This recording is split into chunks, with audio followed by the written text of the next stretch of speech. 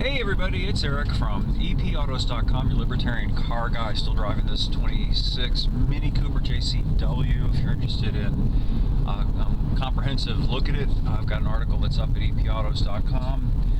But what I wanted to focus on this morning was a proposal, or at least something, an idea that was floated by Trump in the wake of that school shooting in Minnesota involving the tranny. And what he suggested was that people who are mentally ill be barred from buying guns. And, you know, the knee-jerk initial reaction, pardon me, this thing rides really jumpy. So that's why I'm kind of jumpy insofar as my monologue here, but bear with me. Anyway, here we go. Oh, come on, Clover. Thanks for signaling, Clover, in the Volvo. I mean, the freaking Volvo Clover slowed down to a near stop before passing me at the stop sign because I think he thought I was going too fast. Oh, he thought I was going too fast. Oh, safety, safety. And of course now it's going 52 miles an hour on a road with a 55 mile an hour speed limit because it's slightly wet outside. Oh, Clover, it might be raining. Anyway, here am my thought. To get back to the other thing. It's appealing, right? Because nobody wants nut jobs to have guns.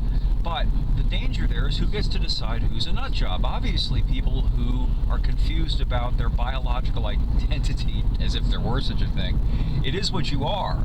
You know, if you're born with XY chromosomes and the equipment, then you're a man. You're male at any rate. And there's nothing that you can do to alter that to make you into a female. And believing that you're female doesn't make it so. Anyway, the power to decide who's mentally ill is a power you don't want the government to have.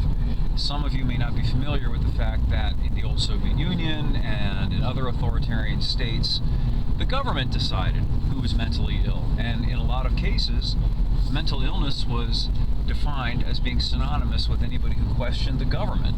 So think about that. And think about the kinds of people who tend to gravitate toward government once you've got those people in charge.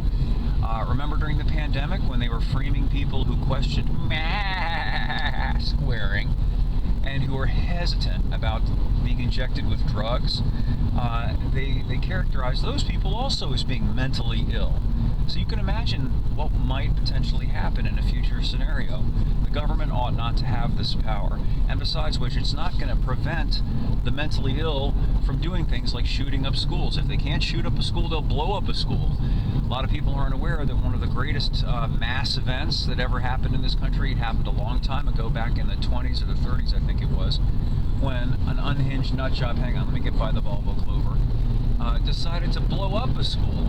So, you know, you take away the guns from the people who aren't the problem, and you're going to end up with people who are going to figure out another way to be the problem. Thus it is. Thus it always was. Thus it always will be.